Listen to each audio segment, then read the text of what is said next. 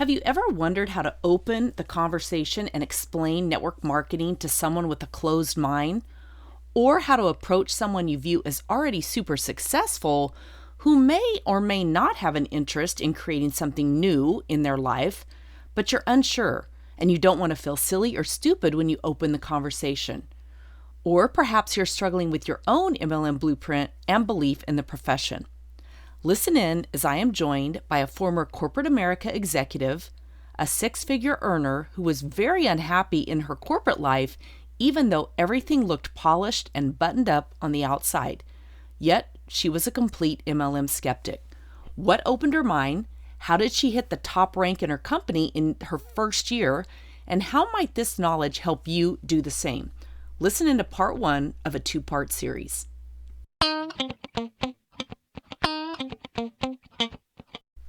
All right. Okay, I'm kind of getting addicted to that. And I shared in last week's episode that I just got done reading Matthew McConaughey's book, Green Lights. Actually, I listened to it on audio and it's fabulous, but that's kind of his claim to fame, is that little expression.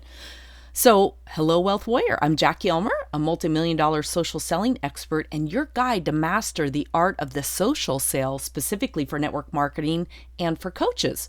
I help network marketers, coaches, and mentors make money without annoying their family, friends, or strangers and build a thriving social selling business. You probably know exactly what I'm talking about. We do all of this together in the Street Smart Wealth Academy, and you can learn more at streetsmartwealthacademy.com. I would love to work with you there. Today, I am thrilled to be joined by Janine Finney, co-author of the book, The Flip-Flop CEO and Does the Shoe Fit? Now, it's kind of fun. Janine and I met years ago when I was part of a group of women, all network marketers who came together, all from different companies, but we came together to begin to brainstorm about how to be more helpful to women in network marketing. We just felt like women build differently than men. And so we came together and we ultimately put together an event called Real Savvy Success.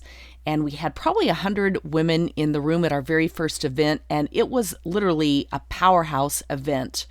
And I wish we were still doing those, and who knows, maybe we will. But Janine Finney and I met at that event. And I had not heard of her. I was unaware of her, and I don't think she was aware of me either. But we met, and then over the course of the next few years, our paths intersected at other big network marketing events, Association of Network Marketing Professionals, GoPro, just to name 2 of them, along with the Real Savvy Success events. Anyway, we just kind of loosely knew each other and came together at these events. And then, and of course, like so many things, we were Facebook friends. And I moved back to Scottsdale in November of 2016, and probably early 2017, Janine reached out to me through Facebook and said, "Hey, did you move to Scottsdale? I'm looking at all your stuff here and you keep showing up, and a lot of it's because of the algorithm, of course, and it looks like you're back in Scottsdale." And we set a time to get together. We figured out that we don't live very far from each other in the Scottsdale area. We started meeting at a Starbucks probably once a quarter, and just brainstorming, collaborating, sharing our stories, and really realizing how much we have in common. And she and her partner, Laura, have recently launched a podcast called MLM You Decide. But anyway, she reached out to me later and said, "I'd like to interview you for our podcast." I did. And then, of course, I absolutely wanted to bring Janine on. We've collaborated on a few things, like I've said, and I know that we're destined to continue educating and supporting women and others in the profession of network marketing. But she really has such a great story of being such a skeptic, how her mind was turned, and then went on to become a top income earner in her company. So check the show notes for links and more on the conversation. Again, this is part 1. Part 2 will be next week. And it's kind of funny, toward the end of one of these, you'll hear some of our initial conversation that I'm going to cut into it because we started chatting before the official recording started. And I finally said, "Hey, I'm just going to start recording because this is some great stuff on the power of defining entrepreneurship and what matters." So with that, help me welcome Janine Finney.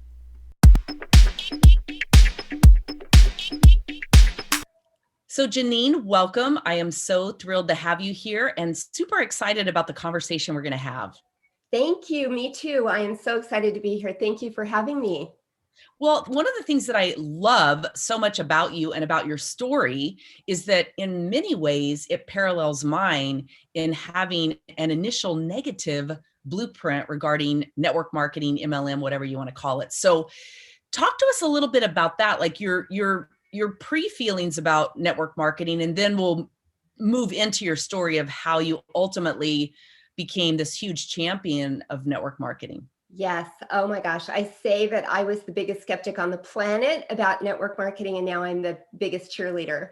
So, the reason for that is because 30 plus years ago, I had someone invite me over for dinner, and I thought I was the only guest. And I arrived, and there were a bunch of cars parked out front. I went inside, and it was one of those business opportunity meetings that people used to lie to you about. I mean, the network marketers were taught to lie and say whatever they needed to say to get you there. And I was so offended by that I just swore I wanted nothing to do with anybody that was involved in this business again. And I had a few opportunities over the years of people bringing different things to me, and I just refused to even listen. I was so negative. And so when Lori came home, so excited about finding out about this thing called network marketing, and said, "Oh my gosh, Mom, I know you've never heard of it, or you would have told me, because this is exactly what I'm looking for." And I'm like, "Yes, I have heard of it. Run the opposite direction. It is not what you think it is. You want nothing to do with those people." And I refused to listen to anything. And she was shocked because, before that, I had always encouraged her to do anything. I was open-minded, but I was completely closed and refused to even listen to anything new. So then what happened that created that shift for you? She obviously had signed up with the company and launched her business already. Yeah. Okay. All right. So tell us what happened next. This Yes, is your a lot of Lori is Janine's daughter, by the way, in case you didn't catch that. yes, thank you.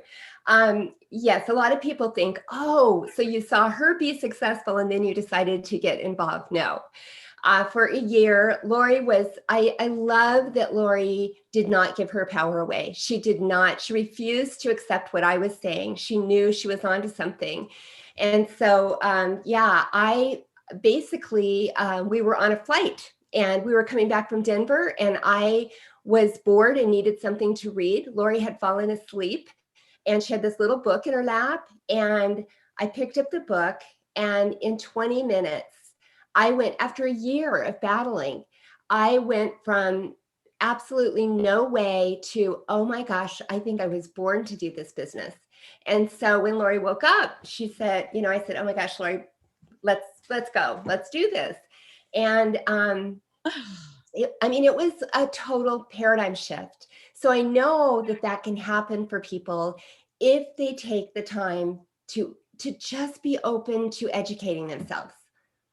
I love that because my story is kind of the same. I had a very negative blueprint about network marketing, and it was based on a story that I made up as a kid when my uncle joined a network marketing company back in the 70s and came to my mom and my aunt, his sisters, and talked to them. And all I can remember is like negativity and them trash talking him, quite frankly, behind his back. And it wasn't until probably, I don't know, 7 or 8 years ago when I finally asked my mom about it and said, "Hey, I've been telling this story forever, but I've never actually asked you, like, what was that about?" And her whole thing was, "Oh, well, I don't know that we were so negative about network marketing. I just, I can't even imagine myself as a salesperson, and I would never be good at sales," which is a whole nother conversation. But it was funny, the stuff that we make up. And so I carried that through forever, just thinking, "Oh no, that's one of those things that you do if you can't get a real job." And then a similar thing, my husband flew with another pilot who introduced the concept to him. And he was kind of like, maybe we should look at this. And, the airline industry is forever turbulent, pun intended, but you're constantly, am I going to be furloughed? Am I going to have a job? Are we having pay cuts? What is the price of oil? What's going on in the Gulf? All these different things that it's so dependent on. And so we had started we were trying to divest ourselves of having all of our eggs in one basket, because I work for the airline industry too. And we were starting a family, which I ultimately left to stay home with my kids. But so we were we were looking at franchising, a lot of different things. And it was through the education process of letting down my guard, not telling anybody I was doing this because I did not want any outside opinions, any outside influence. And this was back in the 90s. So the internet wasn't out there. There weren't really books in the library on network marketing. I had to really work to find information and content about network marketing. And when I really opened my mind and did some research, it was amazing what I found. So yeah, you're right. It's just opening your mind. Well, and I think, what people do naturally is they base their opinion on the people they're seeing doing it. And that's the challenge, because so many network marketers, first of all, don't know what they're doing. It's the blind leading the blind a lot of times. And most of the time, they don't respect what they have. They don't really treat it like a real business. They don't really understand what it can create. And so, it's just that's what we're judging the whole profession on. And so, it is just my passion to bring clarity to this misunderstood topic and just get people to be open enough. I mean, it's not about trying to get people involved. It's just about creating clarity, understanding what it is and what it isn't, and discernment, trying to, break apart the people that are doing it from the actual business model. So it's very convoluted, and it's a tough thing to really get clarity about. It's true. And it's kind of funny. One of the things that I'm working on myself, because I certainly do not have this mastered, but working on it within the profession, is eliminating some of the vocabulary that we use. And you even said some of the words. I'm not picking on you, but this is true. We're not looking to get people in.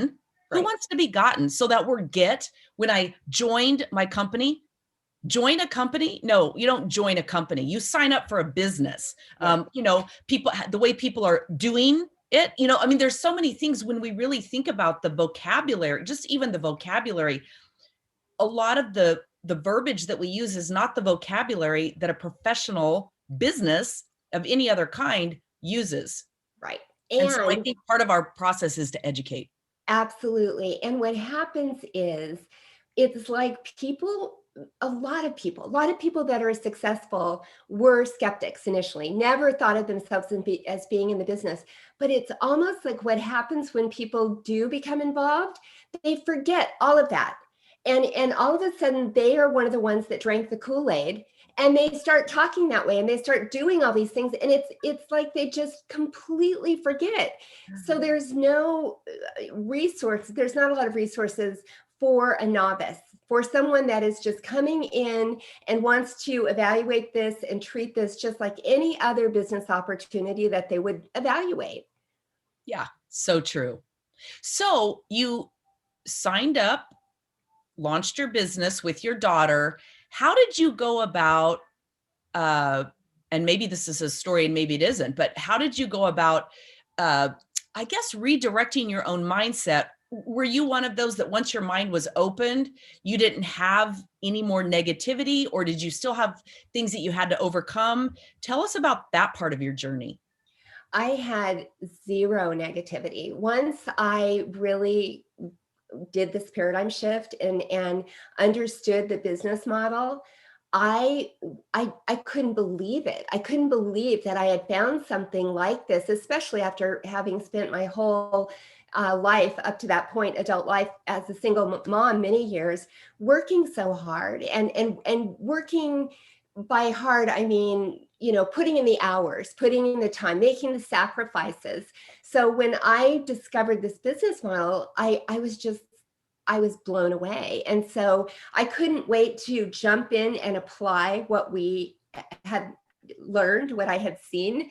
And I treated it just like I had gotten another job. The career that I had been working for previously for 10 years, the gal who owned the company sold it.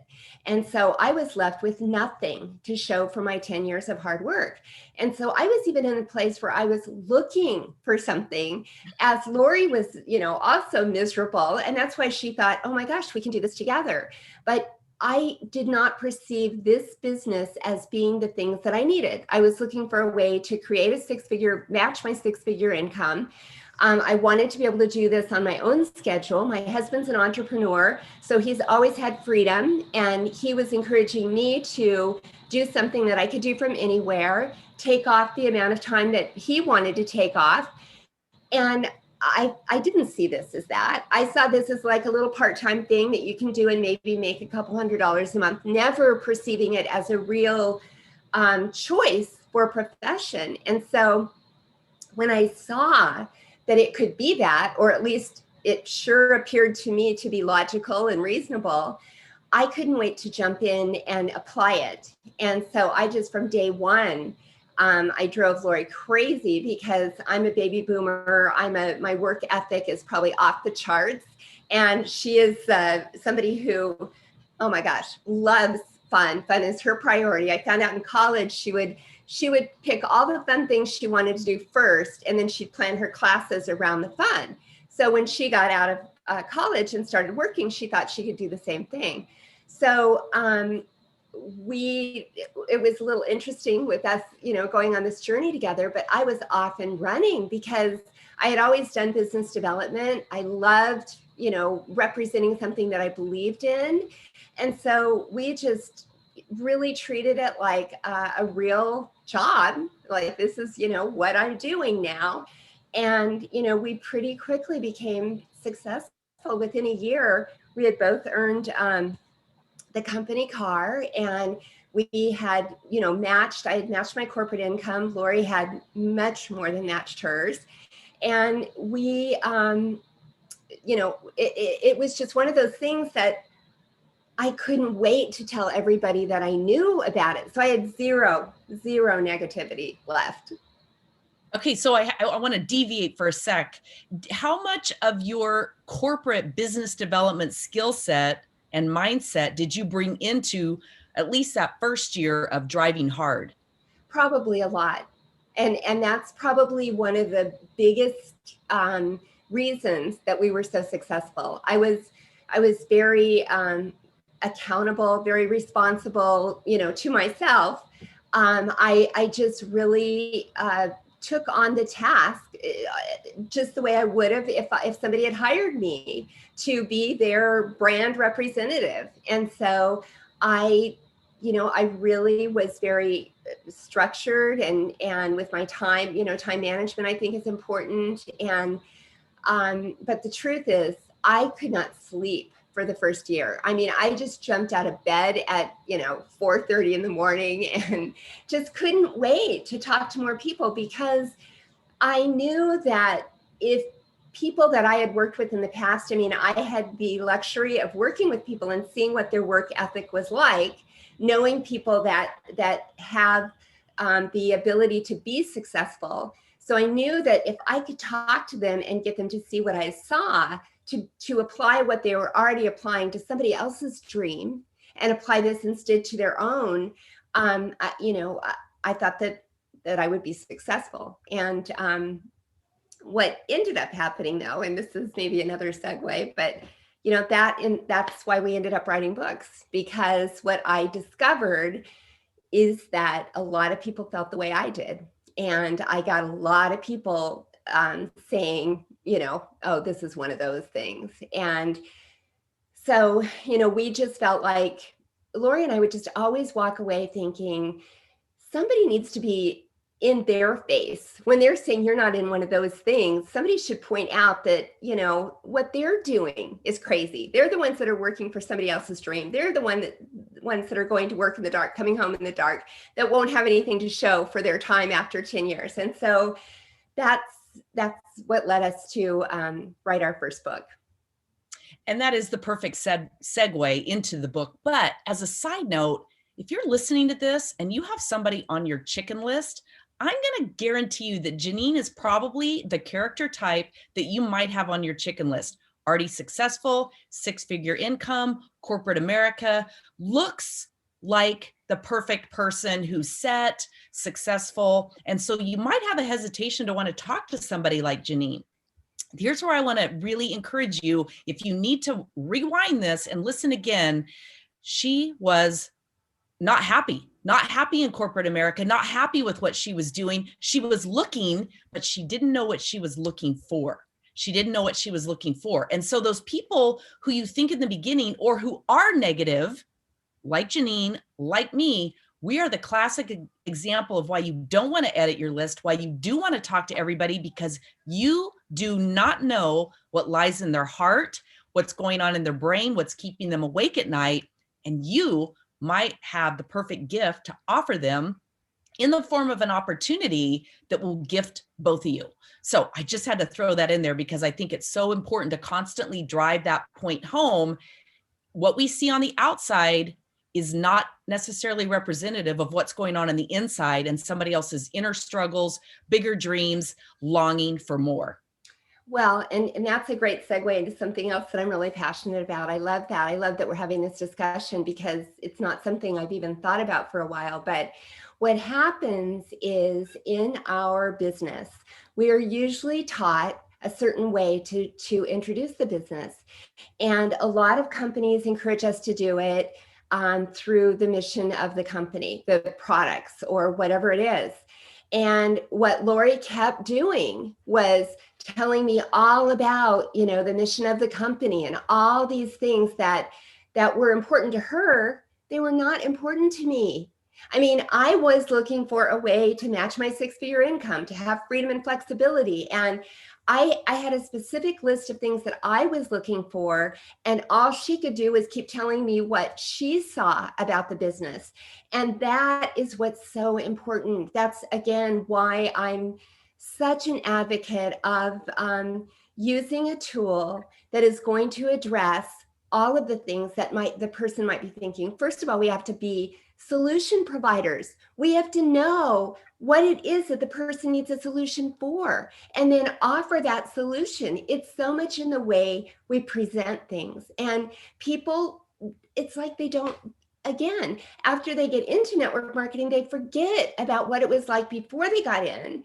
And I'm saying get in again. I'm using that bad language. Hey, I do it all the time. I'm really working to catch myself, but yes, I appreciate that. I love that I love that because I think we as a profession need to become more professional, and we need to really speak differently and approach this differently and show up differently. And I really do think that personally, I believe that we represent two things. We represent products and we represent a business. And to me, I'm not going to have the same conversation about those two things. And I may not even have the same conversation with someone.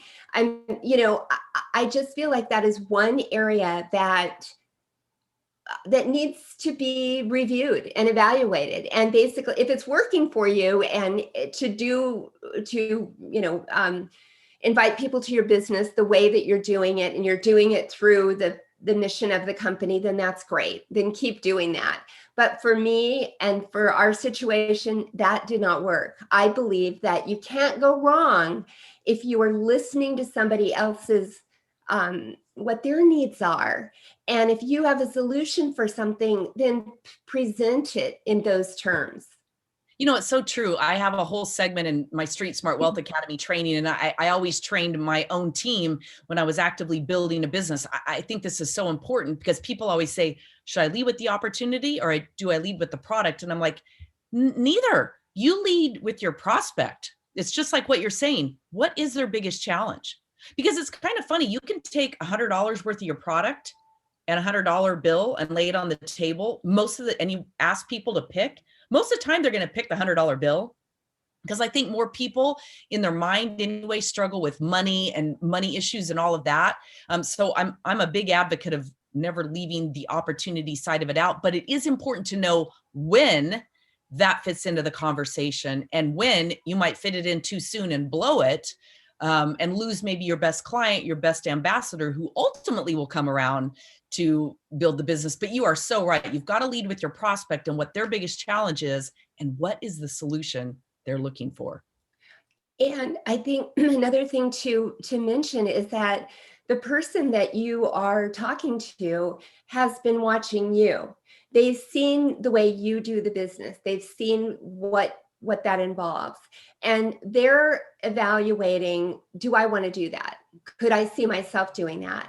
So that's why when I got started, I I didn't want somebody to see me as the whatever lady, the product lady, because I knew that these were people from corporate America. These were people that were my peers, and they, that's not what they're going to want to do either.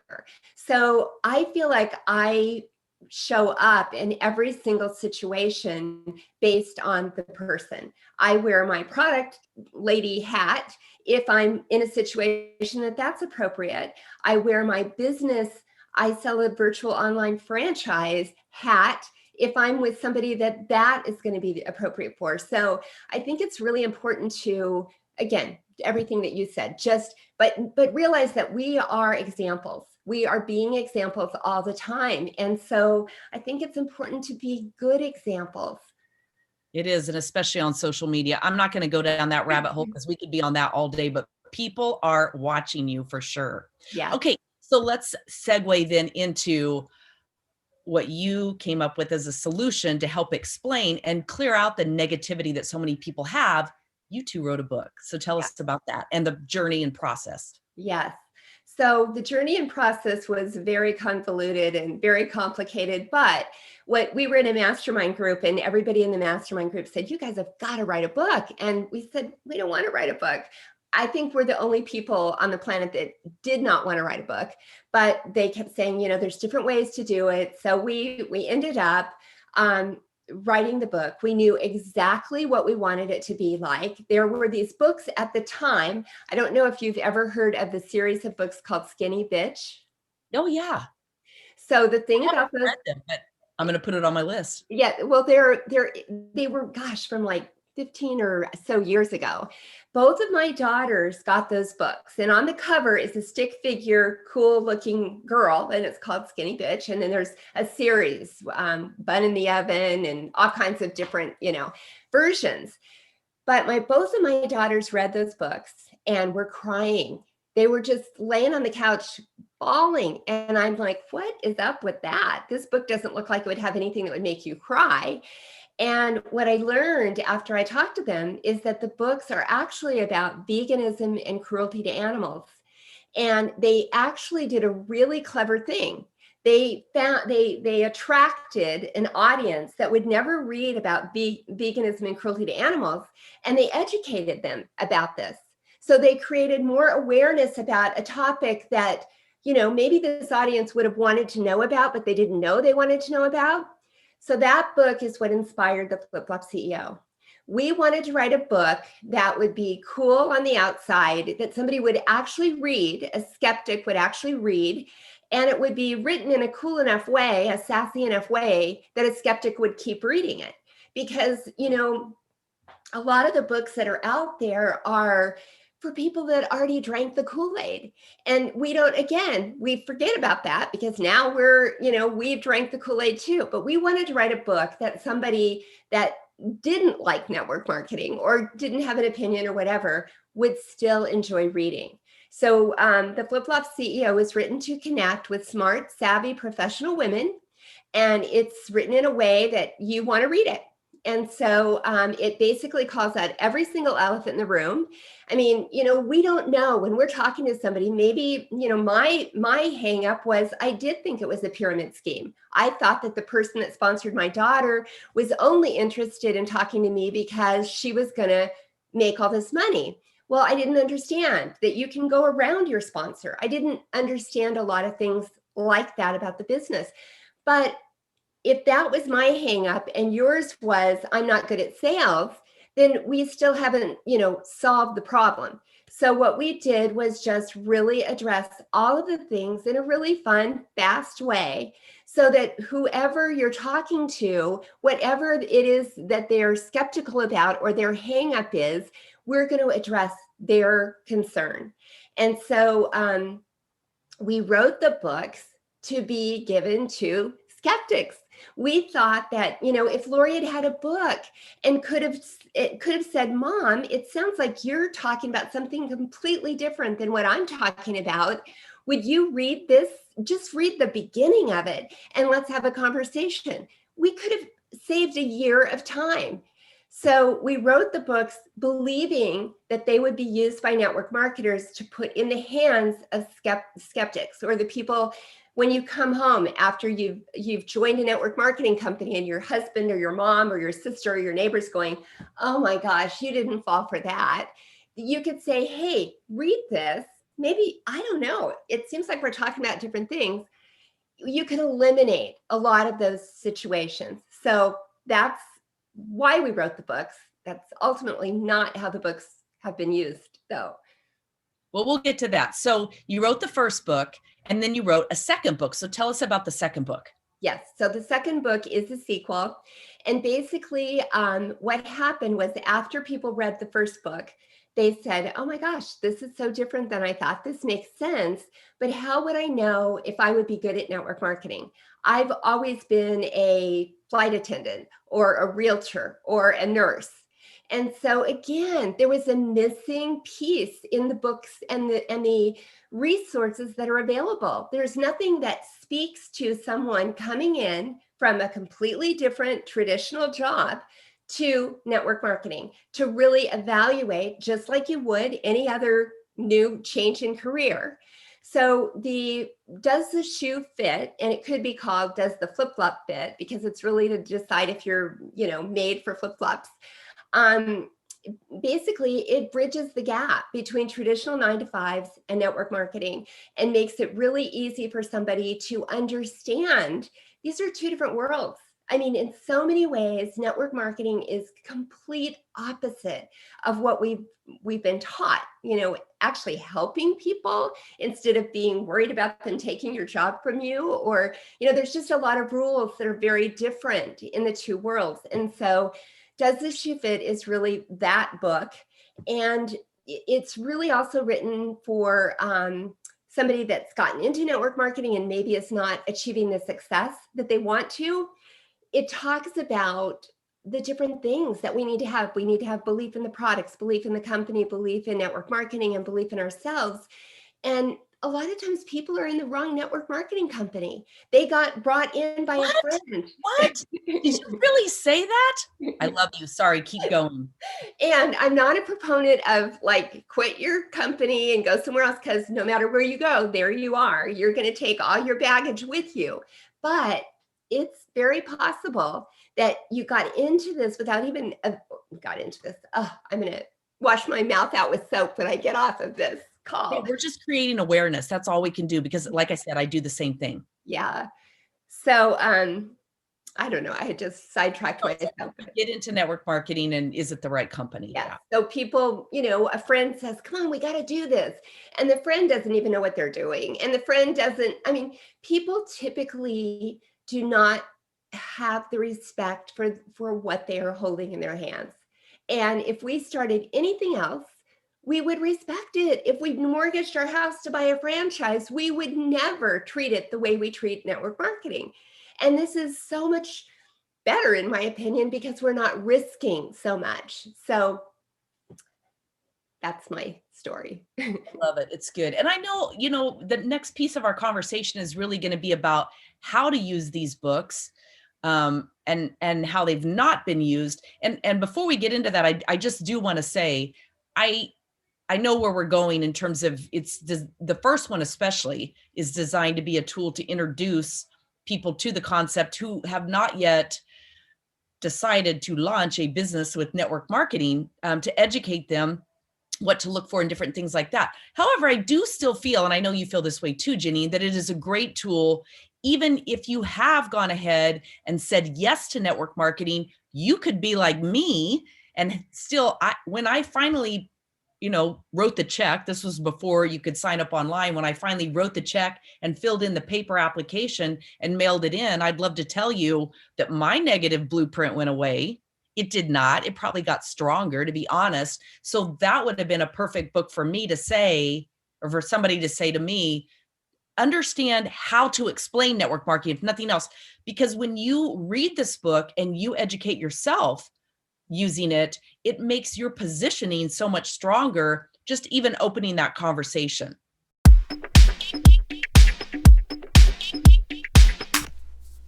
Oh, I'm absolutely loving this conversation. I hope that you're getting a lot of value out of it too.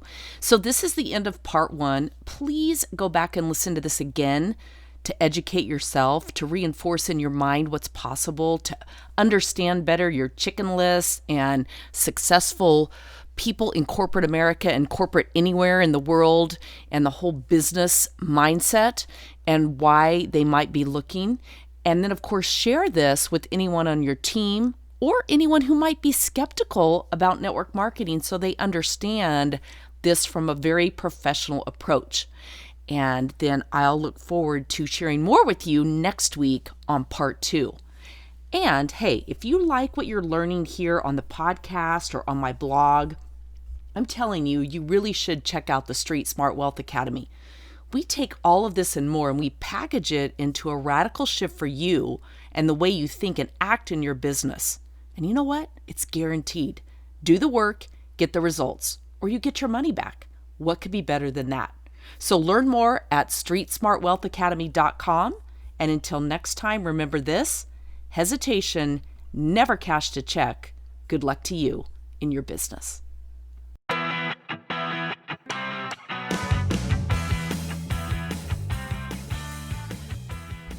If you would like even more tips and training, I have a free gift for you over at streetsmartwealth.me. It's my guide, Unleash the Power of Social Selling. If you're ready to stop struggling in your business and develop a sales and social media strategy to attract your ideal clients, team partners, and create the success you dream about, grab the guide right now over at streetsmartwealth.me. You'll find more on my blog at streetsmartwealth.com, as well as my Facebook group, streetsmartwealthschool.com, and follow me on Instagram at Jackie Ulmer. And make sure you learn more about the Street Smart Wealth Academy over at streetsmartwealthacademy.com. I'll see you on the next show.